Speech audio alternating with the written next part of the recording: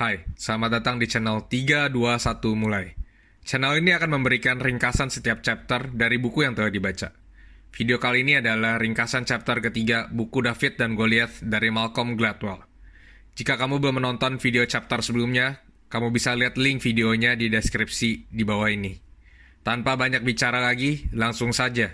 321 Mulai. Kelebihan dari kekurangan adalah topik yang dibahas oleh penulis melalui 3 cerita. Cerita pertama sudah diringkas di video sebelumnya, dalam cerita Vivek Ranadiv dan Teresa de Barito. Cerita ketiga adalah cerita Caroline Sachs. Dalam cerita ketiga ini, penulis hendak membahas topik yang mungkin tidak asing bagi sebagian orang, yaitu, apakah lebih baik menjadi ikan kecil di kolam yang besar, atau ikan besar di dalam kolam yang kecil? Mungkin kita sudah pernah dengar ungkapan ini, dan dilema ini mungkin sudah pernah kita temui di kehidupan sehari-hari kita. Contoh yang paling jelas adalah saat memilih sekolah, saat memilih universitas, atau saat memilih pekerjaan. Pada chapter sebelumnya, kita sudah membahas tentang diagram U terbalik dan Law of Diminishing Return, di mana berlebihan uang atau sumber daya lain berhenti membuat hidup kita menjadi lebih baik dan mulai memberikan efek samping atau dampak buruk. Masalah yang dibahas pada chapter ini hampir sama dengan cerita chapter sebelumnya, di mana institusi besar yang kita anggap sumber daya yang bagus bukan berarti selalu memberikan yang terbaik untuk masing-masing individualnya. Cerita Caroline Sachs. Caroline bersekolah di SMA negeri dan sangat suka dengan IPA. Sejak kecil, Caroline sangat suka dengan serangga dan ikan hiu. Dia bercita-cita untuk menjadi dokter hewan atau biologis biota laut. Caroline punya nilai akademis yang sangat bagus. Pelajar top di sekolahnya dengan nilai rata-rata di atas 90. Saat SMA, Caroline menjadi salah satu lulusan terbaik saat itu dan mulai mencari-cari universitas. Caroline daftar masuk ke Universitas Brown sebagai preferensi pertama dan Universitas Maryland sebagai cadangan. Universitas Brown adalah top 10 universitas terbaik di Amerika pada saat itu. Sedangkan peringkat Universitas Maryland jauh di bawah Universitas Brown. Caroline dengan nilai yang bagus banget diterima masuk ke Universitas Brown jurusan biokimia.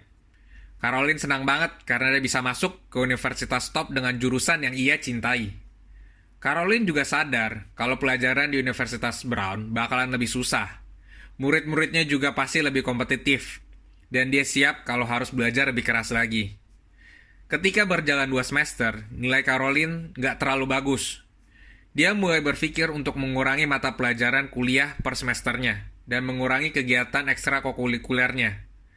Ada satu mata kuliah kimia yang ia gagal dan harus ambil ulang di tahun kedua. Namun setelah dia mengambil ulang mata pelajarannya pun, dia masih mendapat nilai B-. Sangat tidak memuaskan baginya. Selanjutnya di tahun kedua, Caroline mengambil subjek Advanced Kimia. Mata kuliah ini sangat susah dan banyak diambil siswa kedokteran, jadi sangat kompetitif. Ujian mata kuliah Advanced Kimia itu sangat susah, karena soal ujiannya hampir tidak pernah dibahas di textbook ataupun seminar.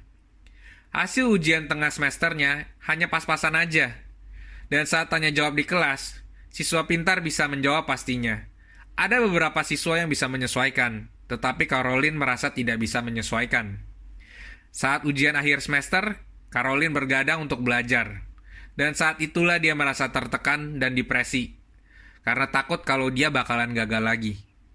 Rasa tidak cukup pantasnya menjadi berlebihan, membuat Caroline merasa minder dan tidak percaya diri, dan memutuskan bahwa dia tidak kompeten lagi di subjek IPA. Sangat disesali sekali. Caroline memutuskan untuk pindah jurusan yang tidak berhubungan dengan IPA. Hal yang sangat disayangkan karena Caroline sebelumnya sangat mencintai subjek IPA. Yang menjadi pertanyaan menarik adalah, mungkin nggak kalau Caroline masuk Universitas Maryland, dia bakalan masih tetap ambil jurusan kimia? Jawabannya, mungkin sekali. Lalu kenapa demikian? Karena Caroline di Universitas Brown diumpamakan sebagai ikan kecil di kolam besar, di mana murid-murid pintar dan rajin berkumpul di universitas terbaik. Caroline merasa gagal karena dia membandingkan dirinya dengan mahasiswa di Universitas Brown, tetapi tidak membandingkan dirinya dengan mahasiswa kimia di seluruh Amerika. Padahal, kalau dia membandingkan dirinya dengan mahasiswa kimia di seluruh Amerika, Caroline masih masuk ke dalam kategori mahasiswa top karena dia berkompetisi di universitas terbaik. Jika Caroline masuk ke Universitas Maryland, penulis berpendapat kemungkinan besar Caroline masih mengambil jurusan kimia. Kejadian yang dialami Caroline dinamakan relative deprivation, di mana subjek membandingkan dirinya dengan keadaan sekitarnya. Dan jika kondisi dan situasi subjek tidak berpihak atau berbeda dengan sekitarnya, subjek akan merasa terasingkan. Contohnya, negara yang makmur atau negara yang punya penduduk yang happy punya tingkat stres dan jumlah bunuh diri yang tinggi. Kenapa? Karena ketika subjek menjadi tidak makmur atau happy dan penduduk sekitarnya terlihat makmur dan happy, maka subjek merasa lebih tertekan. Seperti umpamanya, semua orang di sekitar gua makmur dan senang, kok nasib gua sial banget ya. Ambil contoh lagi Indonesia, negara dengan tingkat stres terendah. Kenapa? Karena sebagian besar penduduk Indonesia belum bisa dikatakan makmur. Dan saat subjek merasa terpuruk dari kemakmuran, subjek akan merasa tekanan yang tidak besar, karena di sekitar mereka banyak yang belum makmur. Terlebih, jika subjek mendapatkan kemakmuran, maka efek kebahagiaan yang dirasakan jauh lebih tinggi, karena subjek merasa lebih beruntung dibandingkan orang sekitarnya. Relative deprivation dalam kasus Caroline, dia merasa tidak kompeten dalam subjek IPA, karena dia masuk dalam kategori mahasiswa dengan nilai di bawah rata-rata. Sedangkan teman mahasiswa lainnya berhasil beradaptasi dan mendapatkan nilai yang cukup. Hal ini sering kali terjadi pada murid yang mengambil jurusan IPA, seperti kimia, teknik, dan kedokteran. Sering kita dengar banyak mahasiswa yang merasa tidak kompeten di subjek IPA memutuskan untuk pindah jurusan. Murid top di sekolah biasa sering mengalami kemunduran nilai di sekolah yang sangat bagus. Rasa kepercayaan dirinya di mata pelajaran tertentu akan mudah terkikis saat bersekolah di sekolah yang sangat bagus. Mungkin terdengar sangat lebay atau berlebihan, tapi perasaan itu sangat mempengaruhi niat belajar. Perasaan kompeten dan kepercayaan dirinya adalah elemen yang penting untuk motivasi belajar dan menyelesaikan masalah yang sulit. Untuk menjelaskan kenapa Caroline berkemungkinan besar masih mengambil jurusan kimia jika ia kuliah di Universitas Maryland, mari dengarkan penjelasan berikut ini. Penulis mengambil data mahasiswa IPA dari beberapa universitas, dan mari bandingkan Universitas Hardwick yang bukan dalam anggota top 30 universitas di Amerika dengan Universitas Harvard. Data dibagi menjadi 3 bagian. Atas, murid yang mempunyai nilai di atas rata-rata, tengah, murid yang nilainya sekitar nilai rata-rata, dan bawah, murid yang mempunyai nilai di bawah rata-rata. Angka yang dibandingkan adalah nilai dari ujian matematika SAT. SAT adalah standar ujian untuk masuk universitas di Amerika. Data dikumpulkan adalah data mahasiswa yang masuk dalam jurusan IPA. Mari kita lihat data mahasiswa IPA di Universitas Hardwick. Atas, nilai rata-rata SAT Math-nya 567 dengan persentase 55%. Tengah, nilai rata-rata SAT Math-nya 472 dengan persentase 27,1%. Dan bawah, nilai rata-rata SAT Math-nya 407 dengan persentase 17,8%. Lalu, bandingkan dengan Universitas Harvard.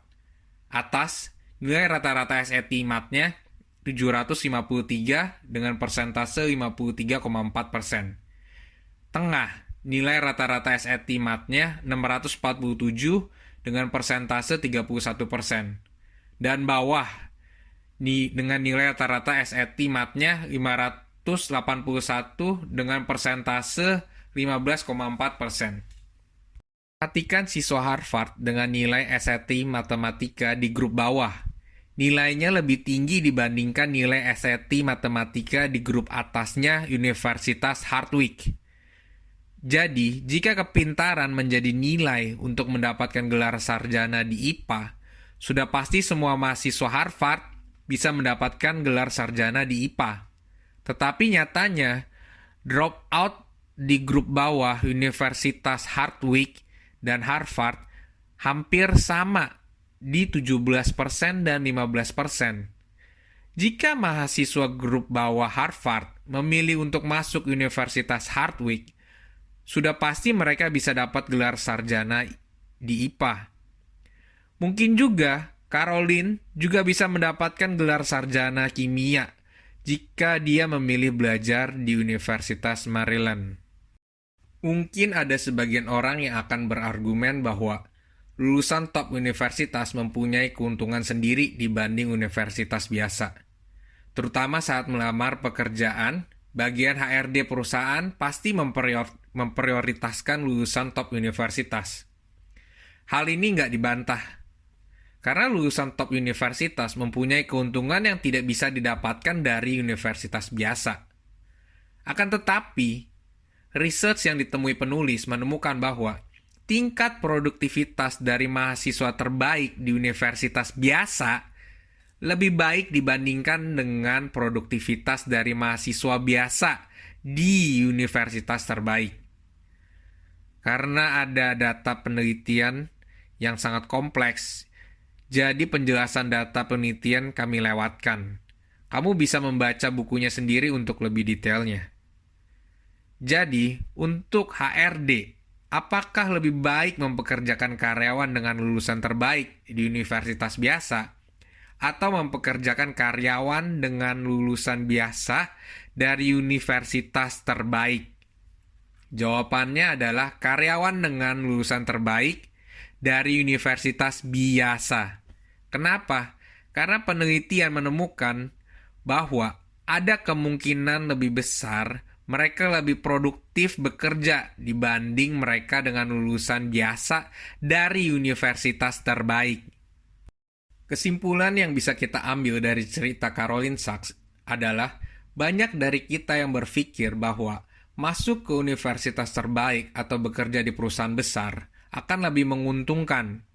Memang benar bahwa bergabung dengan institusi terbaik ada untungnya, tetapi institusi terbaik tidak selalu memberikan yang terbaik untuk setiap individualnya.